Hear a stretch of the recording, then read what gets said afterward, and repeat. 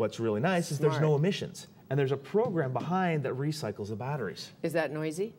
Well, it's noisy just because of the machine itself. Okay. But when we're talking about lawnmowers... You don't have to start it up. There's no pull, exactly. Okay. There's no mixing, so you don't have any things spilling. Because I know if you've ever tried mixing gas and filling oil, it ends up everywhere. We don't want that in our water table. No. So let's get away from that altogether.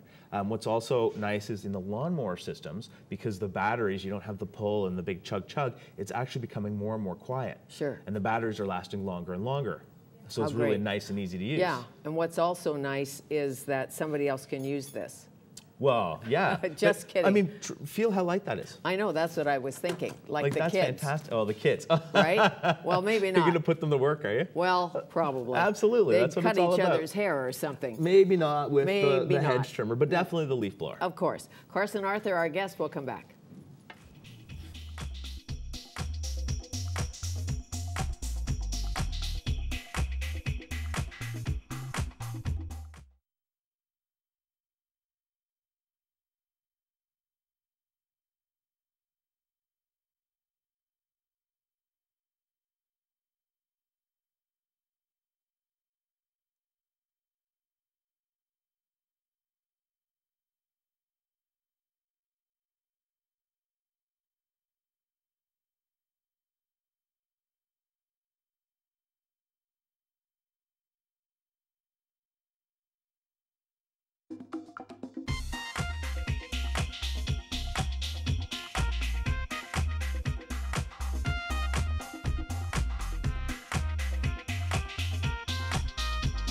Carson Arthur, our guest, he is the host of Green Force on HGTV. Are you doing other shows too? I'm actually in the works for a new one. It's very exciting. I read that somewhere. What's it called? We're not letting the cat out of the bag too much yet on that. Okay. But we're going to be doing indoor and outdoor makeovers.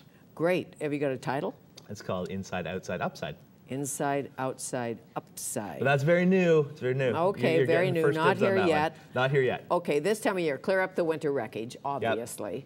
Very important. If you do a good job now of prepping your garden beds and your lawn, at this point, you're going to reap the rewards for the next few months. Okay. And what about this rain barrel thing? I love the idea of rain barrels. I really do. Where rain barrels tend to fall down is for something to be environmentally friendly. For me, it has to be cheap. It has to be the same price as the non-environmentally friendly thing. It has to be beautiful, so that when you're putting it into your backyard, it looks great. And C, it has to improve your quality of life. Now, with rain barrels, the old generation of rain barrels, you basically collected the water, but then you were manually moving the water around the garden, and you couldn't water your grass with that. There was no pressure. So the new generation of rain barrels actually have little motors in them. Some of them are solar powered. And what's really nice is those actually pressurize the water. So you're using rain, but you can use the sprinkler, the oscillating sprinkler. Right. It's fantastic. Good idea. Yeah, that's where basically the generation of green gardening has to go. And we live in the rainforest. You may have noticed. I've noticed. I've been very jealous of how green everything is here already. I bet. You're in Ontario. I am in Ontario. Right? Well, it'll get better. It's not so green yet. Not so green. Go to cottage country and swim or something. Fair enough. Okay. If you put this on your balcony in the winter. Yes. Any chance anything it's just going to die?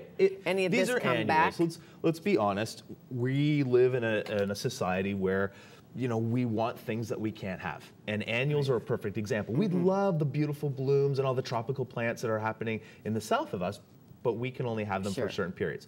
So unless you're going to make the commitment to bring those plants in every year, you have to treat them as an annual. These garden plants, for the most part, with the exception of the chives, are not going to survive. And just be prepared for that. So at the end of the fall, take them out of the planter, okay? Or right now, early spring, this is a good time to make sure everything's all nice and clean. Take a look if your chives are starting to sprout, because that's a great sign. Cut back all the dead pieces. You mentioned earlier in your garden you like grasses, the tall fescues. Yes. It's a good time to cut those all down so that the new shoots are starting to come up, because again, if you have healthier plants in your backyard, you're using less pesticides, less water. And you know, they last through the winter, some of those grasses, and they wave away all winter in Vancouver. Well, and this is the balance, right? You want to keep them in your backyard for as long as you're enjoying them. Right. But now you're getting ready for the new stuff. So it's time. Cut all those grasses down. Clean them up. Fine. And the wisteria too, because mine doesn't bloom. Well, and this is one of those gardening tricks. Wisteria likes to be treated very badly. Okay. So if you pamper it, you're not going to get any blooms. Okay, so be mean to the wisteria. Stamp on the ground around it, compact it. If it feels slightly threatened, wisteria will bloom for you that year. Oh, great. Yeah, you're getting all this free gardening advice. Yeah, I like that. That's why you're here. Exactly. Well, a slug, so a nice little slug wants to have lunch. How do you get rid of a nice little slug as a green gardener? Well, other than picking it off and removing it, which nobody really wants to do, there are a few quick and easy cheats. I love hostas. I am a huge fan of a hosta because it's such a pretty plant in the garden and requires very little effort, except protection from slugs. Right. So I learned this really neat technique of using copper wire around the bottom of the hosta. So the copper wire, you actually put it on the soil, and you do it about 2 inches around the outside of the hosta. Right. The copper naturally carries an electric charge. Doesn't bother us or our pets or anything, but when the slugs get close to it, they don't like it.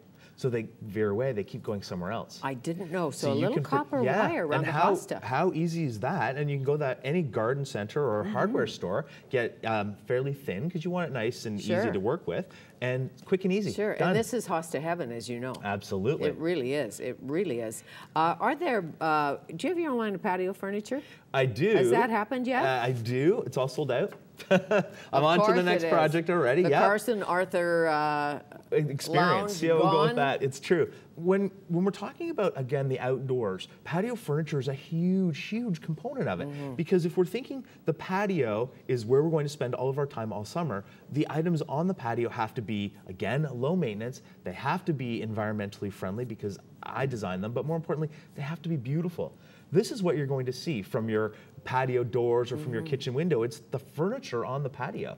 Make it stunning. Sure, and you don't need a ton of plants. You can have one gorgeous tree in a pot. It's amazing, yeah. Right, and a beautiful lounge. Or a little vegetable planter like this. Little vegetable planter on the side, and a chef. It's all about, and a chef. It's all about how you manipulate your space so that it works for your lifestyle. What's your home garden like?